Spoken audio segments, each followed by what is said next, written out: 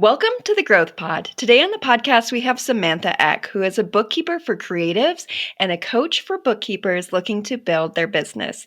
Using her corporate background in education and accounting, she focuses on helping creatives read the story their numbers are trying to tell them so they can utilize them to grow their business to unexpected heights. Samantha, welcome to the podcast. Thank you so much for having me. I'm so excited to be here. I am very excited. Today, we're going to chat all about how you can unlock business growth by knowing your numbers. But before we get started, can you share a little bit more about how knowing your numbers leads to business growth? I understand it at a surface level. We've had a lot of people on the podcast talking about, the importance of cash flow, but I really want to take this conversation to the next level. And now that we have an understanding of our numbers, how can we use that to unlock growth?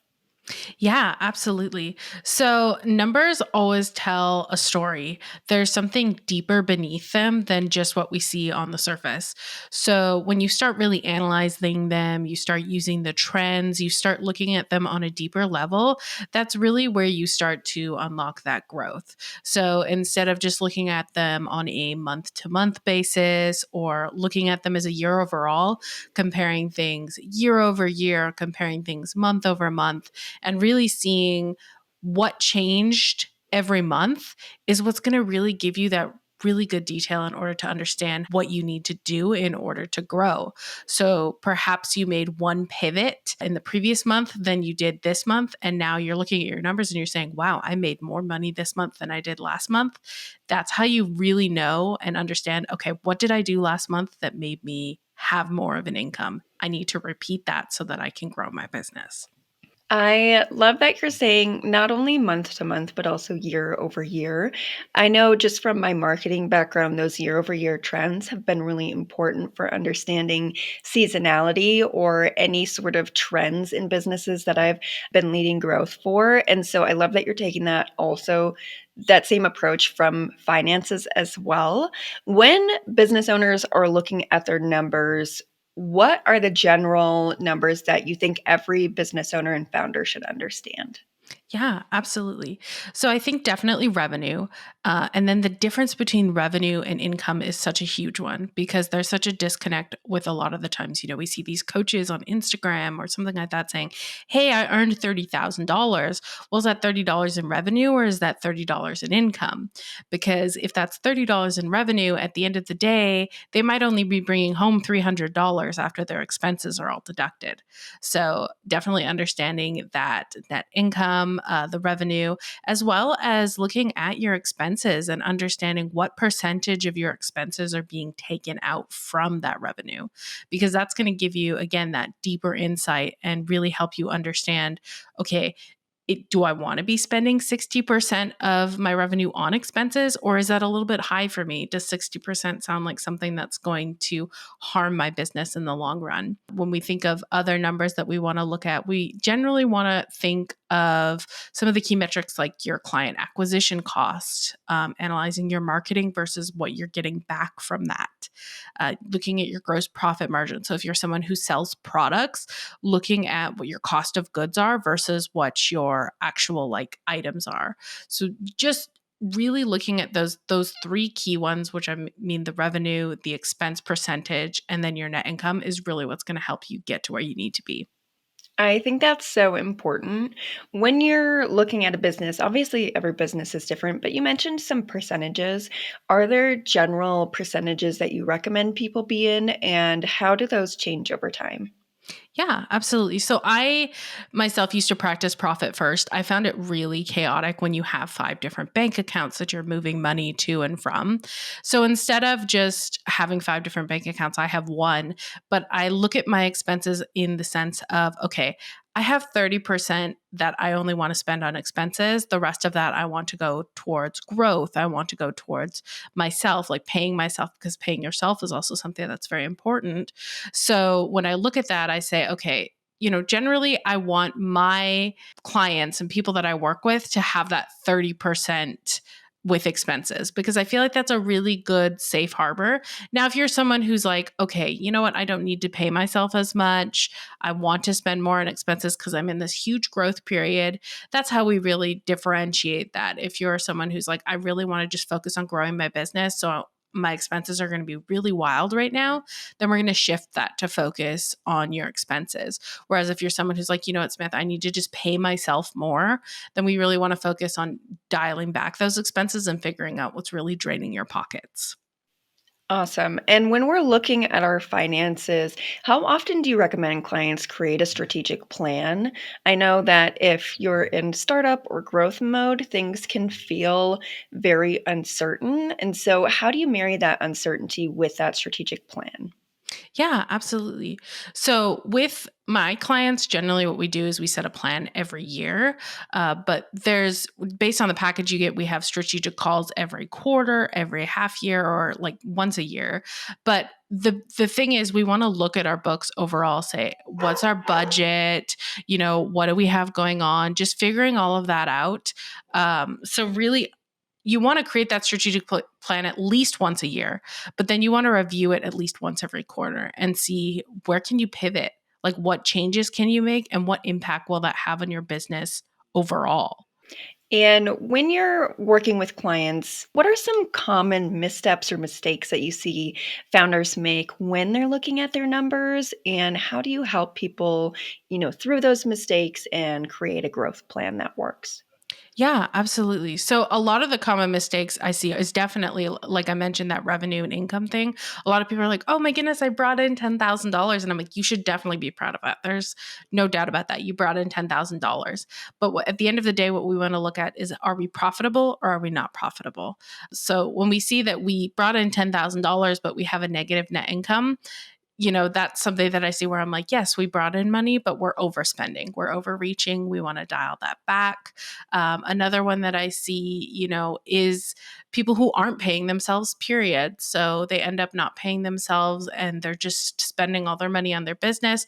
And that becomes something that where I see a lot of business owners end up getting burnt out because they're not earning any money for themselves out of this. So they end up saying, you know what, I'm just not going to run my business anymore because it's not making any money. So that's one of those things. When we talk about like how do we kind of work on them with that, one of the things is we look at their expenses and say, hey, is this somewhere we really need to be spending? A lot of things that my clients spend money on is like those coffee trips with their clients or networking and things like that. And while I'm not someone who's going to say no, you can't have that coffee trip at all, I'm also someone who's going to say, is this worth it to you? If it is, right on. Like, that's what brings you happiness, go for it. But if you're like, you know what, Samantha, you're right. Why am I spending $600 a month on coffee? Then we're going to dial that back and say, okay, so what do you actually want to be spending on coffee every month so that we can figure that out? I think that's important. One of the things that I just recognize, not only in myself, but founders that I work with, there's so much going on that sometimes you don't realize how much you're actually spending or what's actually going on until you sit down to look at the numbers. And so I love this example of maybe somebody who's networking a lot and doesn't realize that they're spending $600 a month on coffee. And instead, maybe that's better spent elsewhere or better spent paying yourself. With that in mind, I want to take what we've been talking about, which is a lot of theory, and I want to put it into practice. So, can you share a success story of a client that you've worked with who maybe didn't know their numbers, took the time to learn it and create that growth plan, and then saw the success that they were looking for with their business? Yeah, absolutely. So there's actually one I'm working with right now. She's been in business for 3 years, and she's one of my top tier clients. So we're doing a lot of deep CFO work. We're looking at KPIs. We're looking at our cash flow. We're doing all of that stuff. But what we're really looking at is that year over year balance and understanding, what happened last year versus what's going to happen this year. So when we look at our books and we're saying, okay, you had a dip in income in September. How are we going to mitigate that this year? Like, yes, do we expect a dip in income this year? Yes, but how do we make sure that we have a positive net income month this year so that we still see that consistent growth instead of seeing a negative net income month? So what we did was we looked at, the month before that and the month after, and we said, okay, so we see that we have some pretty heavy expenses in September. How do we split that over the next 3 months so that instead of having this huge expense amount in September, we just level it out. Then you'll still have that net positive net income and you'll be able to kind of plan ahead. So she really looked at her numbers and she said, you know what? Why don't we split up our cost of goods that we're purchasing for September across all 3 months? And then we can just have like a small bite every month and it won't be so big. So we just actually looked at her financials, and this is someone that I've worked with recently. We just actually looked at her financials last month. And because she split it up, not only did she have that positive net income, but her net income was like significantly higher than it was last year because she managed to understand we had managed to understand what was going on and then mitigate that risk of having that negative net income in that month. So really putting that to the example, when you look at your numbers year over year and you understand the trends and you see, okay, I had a negative net income month last year at the same point in time. How do I stop that from happening again this year?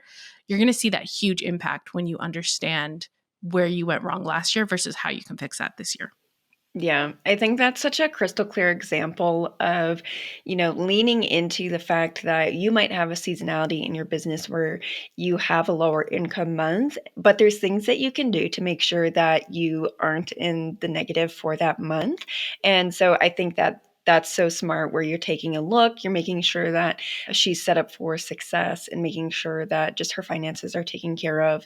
And when you have that positive income, then you can go ahead and continue to focus on growth instead of worrying about, what's going to happen in this example in the month of September. Absolutely. Samantha, you are somebody who really dives deep with their clients and making sure that they are set up for growth. And I'm sure that that keeps you really busy, but I'm curious to know what's next for you.